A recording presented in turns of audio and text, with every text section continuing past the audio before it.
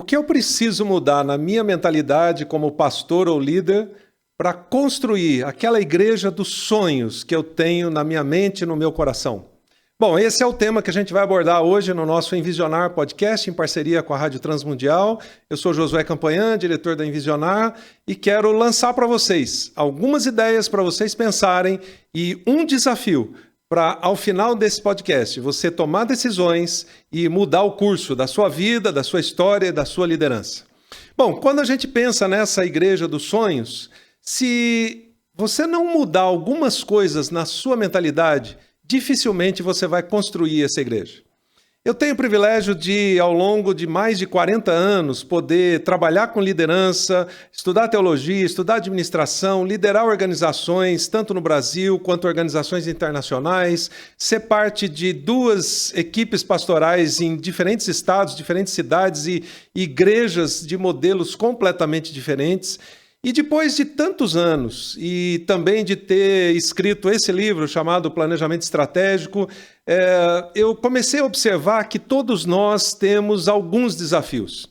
E eu queria começar com uma frase aqui do Carey Nieuwhof, que diz o seguinte: 2020, que foi o ano da pandemia, foi uma adaptação. A inovação vem agora. Eu tenho para mim que, depois de ter dado consultoria para centenas de igrejas e de dezenas de denominações, parece que a gente está tentando reinventar a mesma coisa que a gente fazia antes e não está conseguindo fazer isso nesse pós-pandemia. Por isso, o Carey Nieuwhof fala sobre 2020 foi uma adaptação. A gente começou a fazer culto online, ao invés de receber o dízimo lá no momento de ofertas, a gente passou a usar o Pix e coisas desse tipo, mas agora realmente é o desafio da igreja de futuro com o evangelho do primeiro século. E quando a gente olha para isso, a gente tem que lembrar ou tem que se perguntar o que muda numa transição como essa? Numa transição que mudou inúmeras coisas nas nossas vidas. A pandemia fez com que muita coisa fosse alterada nas nossas vidas. Bom, o que muda, em primeiro lugar, é que a nossa perspectiva e a nossa visão tem que ser adaptada ou ajustada ou completamente mudada para esse novo tempo. Por quê? Depois que a gente tem uma visão de futuro e imagina aquela igreja dos sonhos que a gente quer construir, quem mais sofre é quem tem a visão. Por quê? Eu vou ter que esperar todo mundo chegar lá e entender aquilo que eu estou tentando dizer, e isso às vezes faz com que o visionário sofra muito por causa disso. Esse é o momento em que os líderes mais sofrem por causa dessa confusão mental, vamos chamar assim, porque você está querendo levar as coisas para um lado e as pessoas estão querendo ir para um outro lado. É o momento que se deixa de fazer aquilo que sempre se fez para se aprender coisas novas. Bom, mas o que mudou na igreja? Como eu mencionei, a gente saiu, por exemplo, antes da pandemia, de uma frequência dominical de 2 cultos, por exemplo, onde as pessoas iam por domingo, para uma frequência única, quinzenal, onde as pessoas vão à igreja 1 ou 2 vezes por mês. A gente entregava o dízimo naquele momento solene, né, do gasofilácio ou coisa desse tipo, e agora a gente manda um Pix. Os ministérios, na verdade, muitos deles não estão funcionando pela falta de líderes. O engajamento nas atividades já não é o mesmo, porque é muito mais fácil assistir pela internet ou coisa desse tipo. Então, o que precisa mudar na nossa mentalidade? Bom, depois de pesquisar bastante o tema e depois dessas centenas de consultorias, eu comecei a observar que nós temos 2 padrões de mentalidade. Aquilo que eu chamei de mentalidade estrutural versus mentalidade de processos. O que é isso? Bom, todos nós, todas as denominações, da mais extrema tradicional, histórica, até a mais pentecostal, avivada ou renovada, nós todos fomos formados com a mentalidade estrutural. A gente resolve, ou tenta resolver tudo por meio de estrutura. Se a gente tem um desafio na igreja, por exemplo, quero trabalhar com os casais ou com os jovens, o que a gente faz? A gente cria um ministério ou departamento, elege uma diretoria, começa a fazer conferência disso, conferência daquilo, congresso, encontro de homens, encontro de mulheres, etc. E aí alguém pergunta, atingimos o alvo, resolveu o problema? A gente diz, bom, não sei, mas está bombando, as atividades estão cheias, deixa quieto, não vamos mexer nisso. Isso é só um detalhe da mentalidade estrutural. E o que é a mentalidade de processos? Bom, basicamente é a mentalidade de Jesus. Eu demorei anos e talvez você demore anos também para entender um pouquinho isso. Na mentalidade estrutural, a gente cria uma sobrecarga sobre as pessoas. Elas estão envolvidas em centenas de reuniões, atividades, encontros, acampamentos, congressos, etc. Mas na mentalidade de processos, a gente está falando sobre influência, sobre discipulado, sobre transformação de vidas. Bom, vamos dar uma resinha e olhar como é que era isso no tempo de Jesus. Não muito diferente do que eu acabei de descrever. Na época de Jesus, se a gente olhar essa mentalidade estrutural, ela era caracterizada pelos sacerdotes, fariseus, escribas, etc., onde havia o templo com a pregação, a leitura da lei, as atividades que eles faziam, o sacerdote, que era uma postura de status, que mantinha aquela estrutura, e as pessoas, que eram os seguidores e aqueles que contribuíam financeiramente para que toda aquela estrutura se mantivesse. Bom, isso é um pouco da mentalidade estrutural. Agora, deixa eu parar aqui 5 segundos só para você refletir se isso não é muito parecido com o que a gente tem hoje. Templo, pregação, atividades, sacerdotes ou pastores ou padres ou pregadores, status, estrutura e, por fim, as pessoas que são os seguidores e que contribuem. Pensa um pouquinho. Não é assim na sua igreja? Vou até tomar uma água aqui para você pensar um pouquinho melhor. Bom, e na mentalidade de Jesus? Era a mentalidade de processos, que era exatamente o inverso disso. Começava com as pessoas, onde ele chamou alguns para serem seus discípulos, e durante 3 anos e meio ele investe na transformação da vida dessas pessoas. Dessas pessoas, ou desse grupo, ele transforma esse grupo na sua equipe, onde ele ensina o valor da bacia e da toalha, o serviço, a influência, e aí, por fim, ele diz, olha, eu estou indo embora, e vocês podem, então, formar a igreja. Você já parou para pensar que Jesus foi praticamente o único plantador de igreja que não ficou para o lançamento da pedra fundamental? Pois é.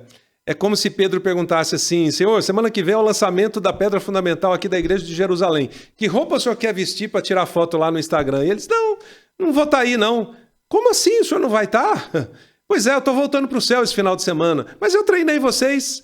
Eu primeiro transformei vocês em discípulos, vocês mudaram suas vidas, depois vocês aprenderam o valor do serviço, da influência, e agora vocês estão prontos para cumprir a missão, que foi a última coisa que Jesus deixou com eles. E capacitou-os para isso. Percebe a inversão? A gente começa pela estrutura e acaba nas pessoas. Jesus começou pelas pessoas e, por fim, vem a estrutura. Que comparações a gente poderia fazer? Bom, a estrutura é rígida, o processo é flexível. A estrutura normalmente se torna algo de manutenção. O processo sempre avança, por isso a igreja começou em Jerusalém e avançou para o mundo todo. A estrutura oferece muita informação, curso, congresso, acampamento, etc. O processo, ele objetiva a transformação de vidas. A estrutura oferece atividades, as laranjas têm que estar rodando, os pratinhos têm que estar rodando, porque senão o show para. O processo focado na missão. Qual é a missão que Jesus deixou para a gente? O processo está sempre focado nisso. A estrutura consome. Por isso, no pós-pandemia, muitos pastores perderam 30%, 40% dos seus líderes, porque eles estavam esgotados e a pandemia fez com que eles descobrissem, eu não preciso aquele monte de reuniões, aquele monte de coisas. O processo equipa as pessoas e os líderes para influenciarem o mundo. A estrutura é passiva, ela diz assim, vem a mim, me dá mais, eu preciso mais para manter tudo girando. O processo é ativo, ele equipa para enviar. A estrutura tem o foco no seu funcionamento, o processo tem o foco na missão. E eu poderia ir embora nessa lista. Depois, se você quiser uma lista mais completa, você dá uma olhadinha nesse livro Planejamento Estratégico para Igrejas. Bom, mas você diz assim, você pode estar pensando assim, então o que você está dizendo é que a gente tem que acabar com a estrutura? Bom, não é isso que eu estou dizendo. Agora, depois de ter escrito livro sobre planejamento, estudar administração e teologia, eu acho que eu tenho um pouquinho de autoridade para dizer o inverso. A estrutura precisa ser serva da missão. Infelizmente, hoje, em muitas igrejas, a missão se tornou serva da estrutura. Não pode mexer em nada, não pode mexer nem no banco, que é um detalhe, porque a estrutura se tornou mais poderosa que a missão. Percebam então o nosso desafio e a mentalidade que precisa ser mudada. Perceba o quanto a gente talvez esteja trabalhando simplesmente em torno de uma estrutura. E eu e a Raquel, minha esposa, percebemos isso alguns anos atrás, quando um domingo nossos filhos levantaram, eu era um dos pastores da igreja e a Raquel era líder do ministério com crianças, e os nossos filhos disseram, pai, a gente não quer ir na igreja hoje não. Eu falei, bom, vocês não têm opção, vocês têm que ir, primeiro porque vocês não têm idade para decidir, segundo porque eu sou um dos pastores da igreja, terceiro porque o seu pai é o pastor de ensino e quarto porque a sua mãe é a líder do ministério com crianças. Mas aquilo incomodou profundamente o meu coração e o da Raquel, e a gente pensou assim, o que a gente faz não está funcionando nem aqui em casa. Mas a nossa igreja na época tinha uma baita estrutura, 2.000 membros, um prédio lindíssimo, dezenas de classes de escola dominical, centenas de tipos de ministérios, mas aquilo não gerava transformação de vida. É disso que a gente está falando. Ou de algumas senhoras que um dia estavam brigando porque não queriam sair da cadeira da classe da escola dominical, que elas já estavam sentadas lá há 45 anos, todos os domingos, e eu precisei fazer uma alteração de salas lá, porque tinha uma classe de 20 usando o espaço de 30 e vice-versa, e foi uma confusão só, e eu parei e pensei, meu Deus, essas senhoras estão estudando a Bíblia há 50 anos e não aprenderam nem o primeiro mandamento. Isso é o que eu estou me referindo sobre mentalidade estrutural. E talvez eu vou dizer algo agora que vai primeiro te jogar para baixo, mas depois eu quero te levantar. Talvez você, como pastor e líder, esteja simplesmente alimentando uma estrutura falida, que foi minha conclusão anos atrás. E talvez você esteja fazendo isso por causa do seu salário, ou porque você não estudou outra coisa e pensa em desistir, mas não tem o que fazer, ou porque os líderes da sua igreja não concordam em mudar as coisas, enfim, não importa. Mas talvez essa seja uma primeira conclusão dura. Eu estou simplesmente alimentando uma estrutura que não muda, que não transforma a vida das pessoas e que simplesmente capta, suga todos os recursos para se manter. Mas a boa notícia é que é possível mudar. Por quê? Se você quer cumprir a grande comissão, se você quer imitar Jesus como líder, se você quer imitar Jesus como discípulo dele, faça o que ele fez. Comece processos na sua igreja. A sua igreja talvez funcione baseada na mentalidade estrutural. Leve a sua igreja gradualmente a passar a funcionar pela mentalidade de processos. Leve a sua igreja a entender que não basta simplesmente fazer um monte de atividades, mas que é preciso um processo de discipulado, um processo de desenvolvimento de líderes, um processo de alcance das novas gerações e diversos outros. É isso que realmente gera transformação, é isso que causa impacto na vida das pessoas, é isso que leva a sua igreja a fazer diferença na vida das pessoas e automaticamente é isso que faz com que a sua igreja cresça. Eu posso dizer porque já experimentei isso em lugares diferentes e tenho ajudado hoje igrejas de diversos lugares do país, junto com a nossa equipe, a entender isso e a mudar isso. Então, é possível. E o meu desafio para você é que você se despreenda daquilo que foi até hoje. Eu não estou dizendo que você está jogando o bebê com a água do banho fora. Não, mas se despreenda da mentalidade estrutural para dar o start aos próximos 15 ou 20 anos da sua vida e do seu ministério, começando a criar processos, porque Deus quer te usar para causar um impacto que você nunca imaginou do mesmo jeito que Jesus fez. Se você quiser saber mais sobre isso, olhe esse livro, Planejamento Estratégico para Igrejas, que a gente tem mais detalhes, e eu espero que Deus te use para um grande impacto nesse tempo e nessa geração. Grande abraço.